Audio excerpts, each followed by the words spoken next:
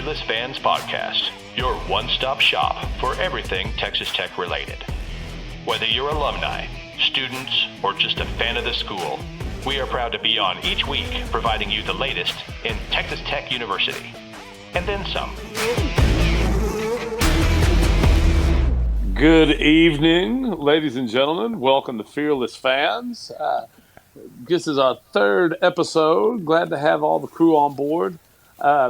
We're going to kind of bounce it around to everybody in just a minute. But before we get going, obviously, shout out to the Midland, Odessa, West Permian Basin region for let y'all know y'all are in our thoughts, in our prayers. For obviously, if you don't know, there's a tragedy the other day. People were shot. Terrible things happened. Thinking of you guys, lifting you up. Hope y'all are okay. It's things like sports, where you can sit down and kind of get distracted from big things that kind of make sports special. So, guys, glad to have y'all here. We're going to do a little post-game breakdown from the opening win the other day, and maybe look ahead to UTEP and take a look at that Pick 5 challenge. Oregon really screwed up my picks the other night. Screwed up a lot of our picks. Yeah, and the North Carolina win. I know. Good to have y'all on. Keith, how you doing? Hey, great. Thank you. And John, thank you for the shout out. That is where I live, and my family was right in the middle of the action, along with Steve Garcia, who, by the way, is he's expecting his first grandbaby, and so he is not with us today, and they are at the hospital right now patiently waiting. So congratulations, and we're all wishing you all the best. But yeah, thank you for that, John. It hit close to home for all of us, and definitely surreal, especially when you see it on the TV, and it doesn't really make sense until it hits your backyard. And I was born and raised in El Paso. So 2 weeks ago, my home that I was born and raised has this happen, and now Odessa has this happen. So two for two, not a good way to be. And so thank you for that, and please keep everybody in your prayers. My neighbor lost his best friend, and not a good situation. So we appreciate you. Thanks, John. Appreciate the shout out. You bet. But other than that, doing great. Glad to see a Tech win. Steve, I'm going to pop it over to you. Sure, absolutely. So Tech had a nice whipping on Montana State, and what was that final score? Ryan's 45 the to stats guy. 10. Yeah, we had 45 a to 10. 45 to 10 win over the Montana State Bobcats. There you go. Absolutely. So, Ryan, can you run us through some of the highlights and stats from that game? Man, absolutely. Great showing.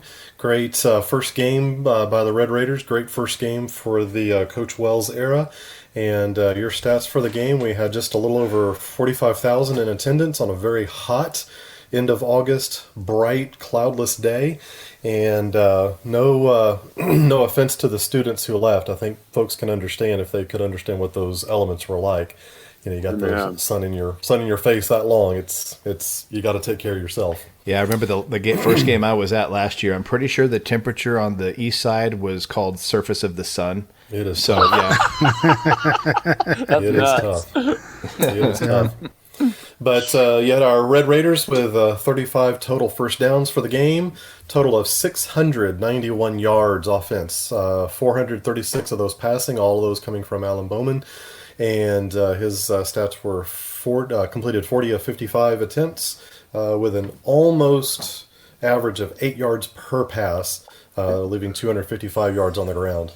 The stat of the game he was red hot to start the game, though. Started out 12 for 12. I'll tell you what, watching that offense under Yost, I mean, we thought we've seen NASCAR offense before. That was nothing compared to what Yost gave us. Which, folks, that was completely unlike what I was expecting from a guy from the guy, the way that man looks, from the way that guy looks so laid back. I did not expect it to go that fast. Yeah. Well, Ryan Hyatt, when Montana State called their first timeout, he commented on Twitter that the reason why Montana State called timeout was their front seven was sucking wind. They were tired. And I saw that. Bowman made the comment that their goal is to make the defense tap out. Yeah. That's how tired they get from how fast they go. So well, absolutely. More than just the physical tiredness is the mental aspect. I mean, when your defense can't get set and kind of read the offense, I mean, there's a lot to that. in Yeah. addition to the crowd. But I think the big stats for our game is number one, you had a lot of defensive plays in the highlight reel. You have only 4 penalties for your Red Raiders, which I've that's not looked huge. back in the record book, but I cannot remember the last time the Red Raiders have taken that few penalties in a game. Yeah. Yeah. Well, and one of them awesome. was trash, right? Wasn't it like a blindside, thing on Jordan Brooks on that first punt? And that's a new rule this year. Like that, referees are going to try to crack down on just the blindside hits that put players in hospitals. All the old school types, myself included. I was furious. I said, you're really going to call that?" But most folks that pay attention to those rule changes, said, "Well, yeah, it's a sucky rule, but if they're going to put it in, you got to play within yourself." And so if you take that penalty away, that's 3 of them. And Yeah, true. absolutely, Ryan. If it only leaves us with 4 penalties per game, I'll gladly accept it. Isn't that the truth? Yeah. The other thing of noteworthiness is there's one injury. We had somebody who did break a collarbone. Wide receiver Collins. Yeah, And it looks like he's actually considered questionable instead of definitely out for the next game coming up against UTEP. Well, I'll tell you what, the other thing that really stood out to me was a balanced running game. Oh man! Oh That's good gosh. stuff. Yeah. I mean, that there are three good running backs that had a really pretty good game, so you can't go wrong with that. Amen. Absolutely. I don't know. Well, Coach Wells, the game ball he passed out, he gave it to the line.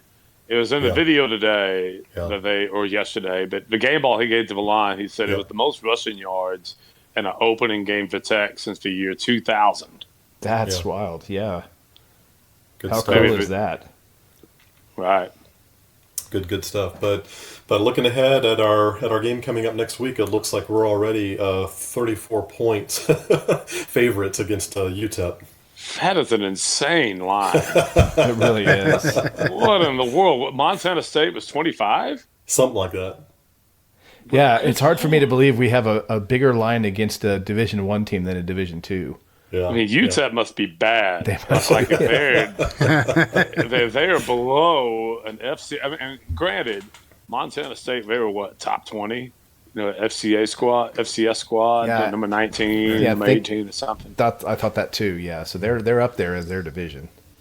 Right, but my word, praise God, it's a night game and it won't be hot. Isn't that the truth? And this is also wear white to the game. Did I see that right?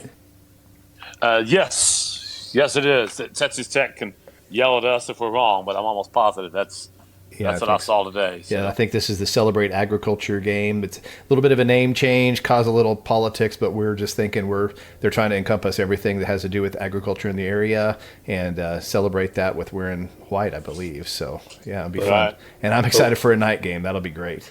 But what a faux pas to make us be wearing white after Labor Day. No doubt about it. And Ryan, no open toe sandals either. Oh, darn. Yeah. Oh my gosh. So That's all we wear down here in Austin. I believe this. That's right. I believe this. I think they have an exception to the Labor Day rule down there, don't they? I think it's 420 day. Okay. 420 day. I don't even know what that means. April 20th? 420? April 20th? Oh my gosh. Really? That's bad. Marijuana. And we could, not to veer us off track, real quick thought I meant to mention earlier, just about, and I don't know who was at the game or if y'all have friends at the game, but this is one heck of a time not to be going to Tech games if you're into the tailgate scene, the pregame scene. Last week, Saturday, after the game was over, everybody went over to the Blue Light and heard Wade Bowen play 2.5 hours of music. I heard about that. This weekend, Mikel Cole, the founder of Guns Up Nation, said that at Raider Alley, William Clark Green is going to be playing a pregame concert before the game starts on Saturday night. And I think last week Tech had a special for $10 tickets, or something. And I told my wife, I said, if you're a Texas Tech alum or a fan, this is going to be a good year. This is a good time just to get to the games and just enjoy the scene. Travis Cram wrote a great article the other day about Texas Tech and no expectations. And what he meant by that was just go to the game, grab a beer, enjoy your friends, and just enjoy the fact that the first time in a long time, this really does feel like a new era, for Tech football. Yeah. That article too that was shared about that was a fantastic article. Just about, and it may have been you that posted that on Guns Up Nation, John, that said, thank you to Cliff Kingsbury for not having this be one of our first seasons that didn't have drama. Read to us what you wrote if you can find it, because that was give me Here you go. I got it. I'll send it to you. You have it? Yeah, I'll send it to the whole group here. Well, here you read it. Like if you got it, like apparently. Yeah, I certainly will. This is in John's words, and I can't even do your voice justice, so it's just going to be me. So, but it says on the day of the season opener, some thanks are in order. Kirby Hokut, thanks for seeing the big picture for the university. The city of Lubbock and Texas Tech are a special place. There's no one else in college athletics we know of that we would want to be a servant representative of Tech. Number two, Matt Wells. You did a big thing moving your family from your home in Utah, not just because it fit, but because you believe you and your staff can win in Lubbock. You and your family, it seems, have made yourself right at home. We are glad you're here and look forward to you being in Lubbock for a long time. Best of luck this season. Cliff Kingsbury, for the first time in a long time, controversy was not waiting on a new head coach for Texas Tech football. You accepted what happened with grace and class, and that sums up your career. Good luck in Arizona and bring down the air raid. And number four, the players at Tech. Change isn't fair sometimes. Some of you have put up with adults making tough decisions. By all accounts, you've handled change in a way that some adults need to notice. You have waited a long time to show a large group of people how it's done. Don't forget how you got here. Respect the path forward and have a great year. And it says, now with an explosion of optimism, it seems on social media this morning, I'm waiting for kickoff and praying for the greatness of success and wreck 'em. We, us, and our. I loved that, John. So I thought that was totally cool. Well, no, and I appreciate that. It just again, and I get it. He's going to need to win this year, or I mean, maybe not. I don't know about 11-0, but you got to show some improvement. I get the gig. You can't just walk in and like he said in his video, you can't just walk into a job and think you deserve to win. You have to earn the right to win. Absolutely.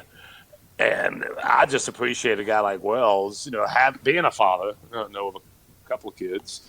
If I lived somewhere that I thought was home, forever, and then somebody knocks on the door and says, yeah, now I want to ask you to leave home, and I want you to go somewhere that's completely new, right, away from everything that you thought you were going to live for the rest of your life. And Wells has done that, and I'm glad that he's here, and I appreciate Cliff, and the service that he did here. I hope he tears it up, at Arizona. And sometimes that kind of stuff just needs to be said, and it goes missed in college athletics, and that's okay. Yeah. I'm not asking for big revival or revolution in there, but it just because it's Lubbock and because that's my university, that's our university. We love the school, we love what we've learned there. Some things just need to be said. I totally agree. And I think it was no better way of saying it. So it's awesome. Appreciate what you said, John.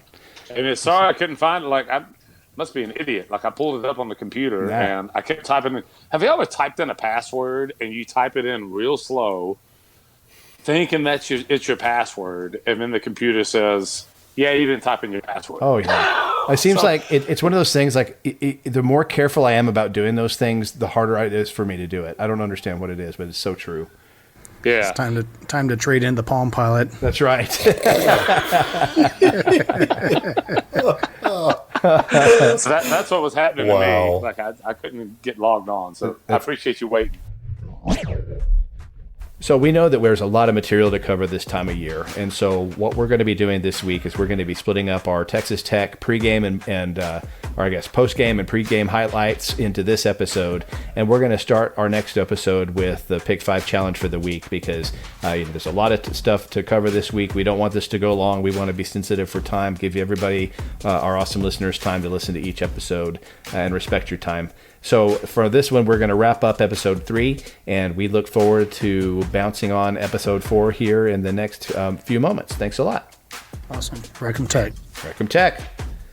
Guns up.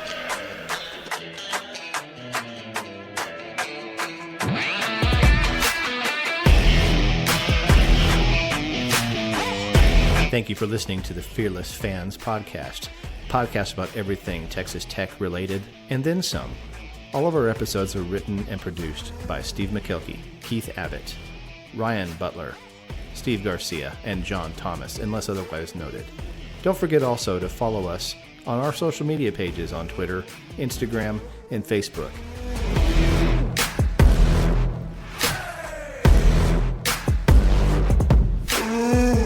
The opinions expressed on this podcast are solely the opinions of the show host and intended for only for the purposes of this podcast.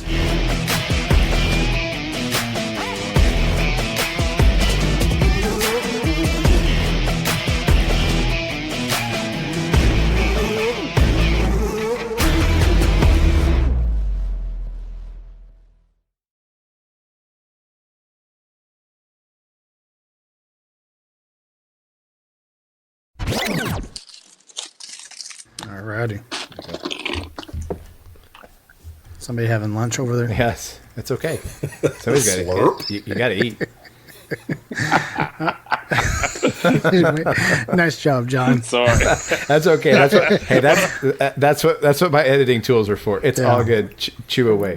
Ruffles have ridges. And apparently you got to eat right now. It was my Coke, man. I'm sorry. Yeah, Noel had drone burps that I've edited out, and if you could even imagine, I must have eliminated at least 47 clicks on average per podcast with him, so it's all good.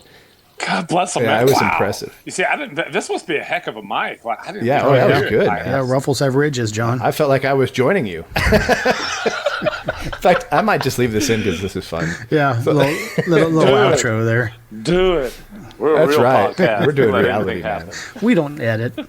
That's right.